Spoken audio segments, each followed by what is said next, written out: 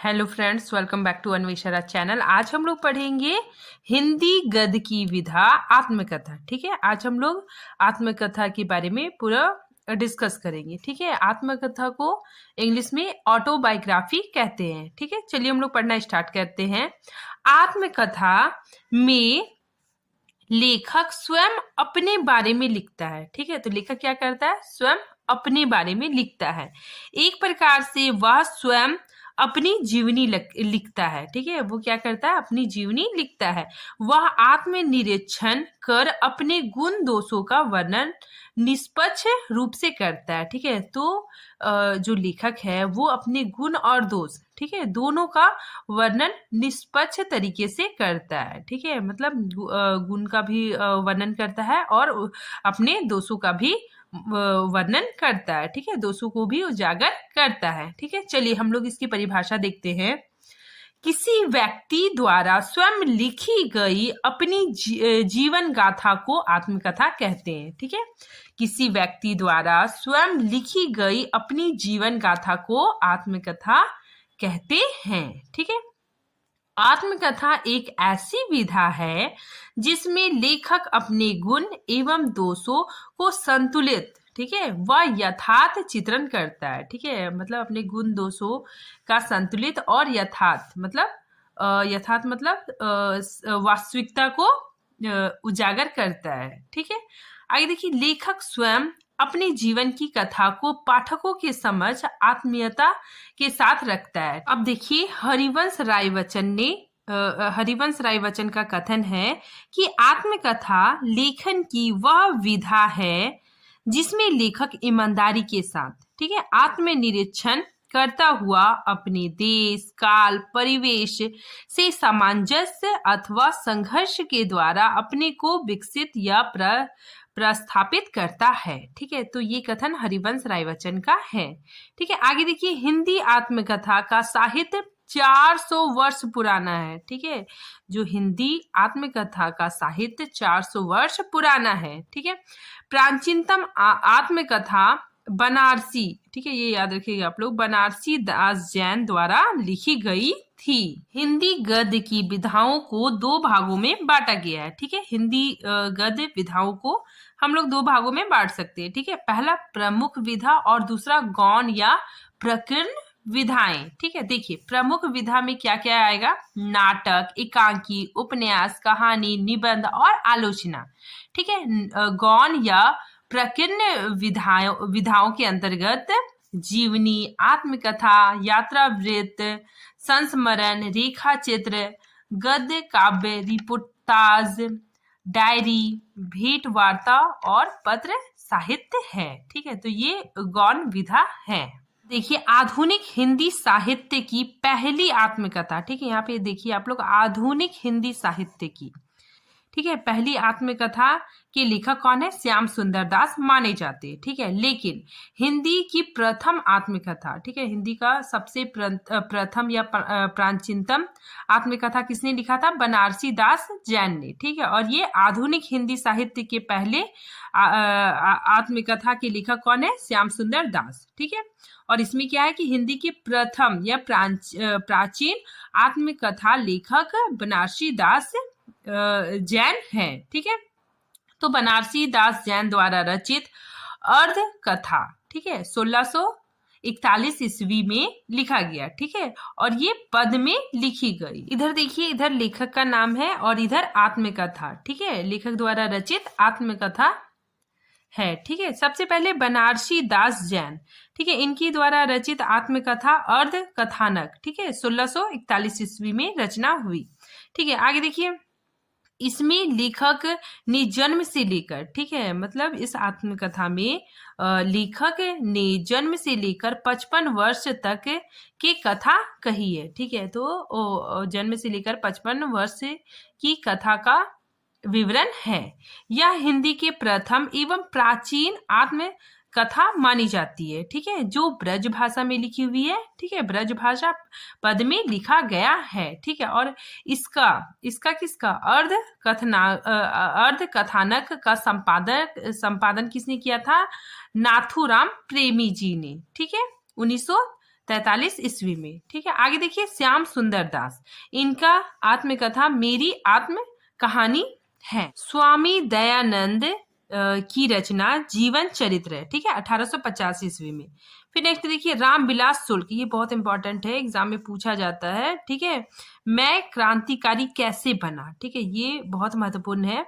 तो ये आत्मकथा रामविलास शर्मा द्वारा रचित है। आगे नेक्स्ट देखिए भारतेंदु हरिश्चंद्र द्वारा रचित आत्मकथा कुछ आप बीती कुछ जग बीती। ठीक है, ये भारतेंदु जी ने मात्र 2-3 पेज ही लिखा था। ठीक है, क्योंकि इनकी मृत्यु हो गई थी। ठीक है, तो ये अपूर्ण आत्मकथा है। नेक्स्ट देखिए महात्मा गांधी द्वारा लिखित आत्मकथा सत्य का प्रयोग 1923 ईस्वी में लिखा गया। ठीक है, यह आत्मकथा पहले अंग्रेजी भाषा में लिखी गई। ठीक है, तो सबसे पहले अंग्रेजी भाषा में लिखी गई, फिर बाद में हरिभाऊ उपाध्याय ने सन 1927 ईस्वी में इसका हिंदी में अनुवाद किया था। सत्यानंद अग्निहोत्री द्वारा रचित मुझमें देव जीवन का विकास। ठीक है, इसकी रचना 1910 ईस्वी में हुई। फिर भाई परमानंद, ठीक है, इनके द्वारा रचित आत्मकथा आप बीती। ठीक है, 1921 ईस्वी में। नेक्स्ट देखिए भवानी दयाल सन्यासी, ठीक है, इनके द्वारा रचित प्रवासी की कहानी। फिर नेक्स्ट देखिए राहुल सांकृत्यायन, ठीक है, इनके द्वारा रचित आत्मकथा मेरा जीवन। ठीक है, ये मेरा जीवन आत्मकथा ये 5 खंडों में विभाजित है। ठीक है, और देखिए प्रथम भाग 1946 ईस्वी में प्रकाशित हुई, सेकेंड भाग 1947 ईस्वी में, और थर्ड, 4 और 5 ये भाग 1967 ईस्वी में प्रकाशित हुई। ठीक है, नेक्स्ट देखिए सुभाष चंद्र बोस, इनके द्वारा रचित तरुण के स्वप्न, बहुत इंपॉर्टेंट है। ठीक है, 1935 में इनकी रचना हुई। ठीक है, यह पहले अंग्रेजी भाषा में लिखी गई थी। ठीक है, जिसे बाद में गिरीश चंद्र जोशी ने हिंदी में अनुवाद किया था। ठीक है, आगे देखिए डॉक्टर राजेंद्र प्रसाद द्वारा रचित आत्मकथा 1947 ईस्वी में इसकी रचना हुई। आगे देखिए गिरिधर शर्मा चतुर्वेदी, इनके द्वारा रचित आत्मकथा और संस्मरण देवेंद्र सत्यार्थी। ठीक है, ये भी इंपॉर्टेंट है, इन्होंने 3 खंड में लिखा। देखिए सबसे पहले चांद सूरज के वीरान, ठीक है, ये 1954 ईस्वी में प्रकाशित हुआ। नेक्स्ट देखिए नील यक्षिणी, ये भी इंपॉर्टेंट है। ठीक है, फिर नेक्स्ट देखिए नाच मेरी बुलबुल, ठीक है, ये भी आत्मकथा देवेंद्र सत्यार्थी द्वारा लिखा गया है। नेक्स्ट देखिए सेठ गोविंद दास, इनके द्वारा रचित आत्मकथा आत्मनिरीक्षण, ठीक है, 1958 ईस्वी में। ठीक है, इसको भी 3 भागों में लिखा गया। ठीक है, देखिए यह आत्मकथा साहित्य शैली में लिखी गई। ठीक है, और इस आत्मकथा में भारतीय स्वतंत्रता के बारे में लिखा गया। ठीक है, और इसमें लेखक ने गांधी और नेहरू की आलोचना की है। अब देखिए पांडे बेचन शर्मा उग्र द्वारा रचित आत्मकथा अपनी खबर, ठीक है, 1960 ईस्वी में। ठीक है, इसमें लेखक ने अपने जीवन के प्रारंभिक यानी 21 वर्षों के घटनाओं का उल्लेख किया है। नेक्स्ट देखिए भुवनेश्वर मिश्र, इनके द्वारा रचित जीवन के 4 अध्याय, ठीक है, 1967 ईस्वी में। गिरिधर शर्मा चतुर्वेदी, इनके द्वारा रचित आत्मकथा और संस्मरण। ठीक है, नेक्स्ट हरिवंश राय बच्चन द्वारा रचित, इन्होंने 4 खंडों में रचना लिखी। ठीक है, पहला इनकी रचनाएं देखिए क्या भूलूं क्या याद करूं, ठीक है, बहुत इंपॉर्टेंट है। ठीक है, नीड़ का निर्माण, फिर नेक्स्ट बसेरे से दूर, फिर 10 द्वार के सोपान तक। ठीक है, तो ये हरिवंश राय बच्चन द्वारा रचित आत्मकथा है। ठीक है, और एक स्मृति की यात्रा यज्ञ, ठीक है, ये आत्मकथा भी हरिवंश राय बच्चन द्वारा लिखित है। डॉक्टर देवराज उपाध्याय, ठीक है, ये भी बहुत इंपॉर्टेंट है। इन्होंने 2 भागों में रचना लिखी। ठीक है, पहला बचपन के 2 दिन, ठीक है, ये भी आत्मकथा डॉक्टर देवराज उपाध्याय द्वारा लिखा हुआ है। फिर नेक्स्ट यौवन के द्वार पर, ठीक है, 1970 ईस्वी में। आगे देखिए कन्हैया लाल मिश्र प्रभाकर, ठीक है, ये भी बहुत इंपॉर्टेंट है। इनके द्वारा रचित आत्मकथा तपती पगडंडियों पर पद यात्रा, ठीक है, तपती पगडंडियों पर पद यात्रा। ठीक है, नेक्स्ट देखिए फणीश्वर नाथ रेणु, इनके द्वारा रचित आत्मा परिचय, ठीक है। नेक्स्ट देखिए अमृत लाल नागर द्वारा रचित टुकड़े टुकड़े दास्तान। ठीक है, इसमें देखिए अमृत लाल नागर का कथन है, इसमें इनका कथन है कि मैं पत्थरों पर उकेरी गई ऐसी मूर्ति हूं जो कहीं कहीं छूट गई है। ठीक है। नेक्स्ट देखिए डॉक्टर नगेंद्र द्वारा रचित अर्ध कथा। ठीक है, इसमें डॉक्टर नगेंद्र का कथन है कि यह मेरे जीवन का केवल अर्ध सत्य है। ठीक है, मतलब आधा सत्य है। नेक्स्ट देखिए राम दरसा मिश्र। ठीक है, इनके द्वारा रचित आत्मकथा सहचर है समय। ठीक है, ये भी 5 खंडों में लिखा गया। ठीक है, पहला देखिए जहां मैं खड़ा हूं। ठीक है, दूसरा रोशनी की पगडंडियां। नेक्स्ट टूटते बनते दिन। ठीक है, नेक्स्ट देखिए उत्तर पथ और फुर्सत के दिन। यशपाल जैन द्वारा रचित मेरी जीवन धारा। ठीक है, नेक्स्ट शिव पूजन सहाय द्वारा रचित मेरा जीवन। नेक्स्ट देखिए डॉक्टर राम विलास शर्मा द्वारा घर की बात। ठीक है, बहुत इंपॉर्टेंट है, क्वेश्चन आया है इससे।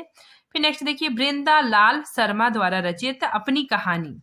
बलराज साहनी द्वारा रचित मेरी फिल्म आत्मकथा। ठीक है, नेक्स्ट देखिए मनमंथन नाथ गुप्त द्वारा रचित क्रांतिकारी की आत्मकथा। भगवती चरण वर्मा द्वारा रचित कहीं ना जाए क्या का कहिए। ठीक है, 2001 में इसकी रचना हुई और वो भी 2 भागों में। ठीक है, पहला संघर्ष और दिशाहीनता। ठीक है, नेक्स्ट ददुआ हम पे बीपता तीर। रविंद्र कालिया द्वारा रचित गालिब छूटी शराब। ठीक है, नेक्स्ट देखिए गोपाल प्रसाद व्यास द्वारा रचित कहो प्यास कैसी कट।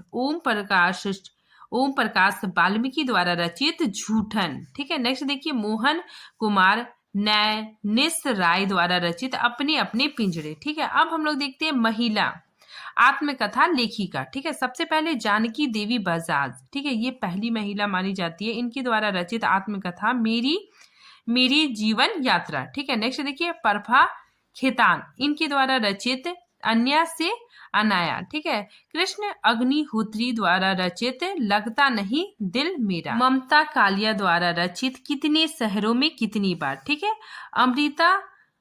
अमृता प्रीतम द्वारा रचित रशीदी टिकट। ठीक है, फिर देखिए डॉक्टर निर्मला जैन द्वारा रचित जमाने में हम। ठीक है, फिर रमनिका ठाकुर गुप्त द्वारा रचित हादसा। फिर मनु भंडारी। ठीक है, ये बहुत इंपॉर्टेंट है।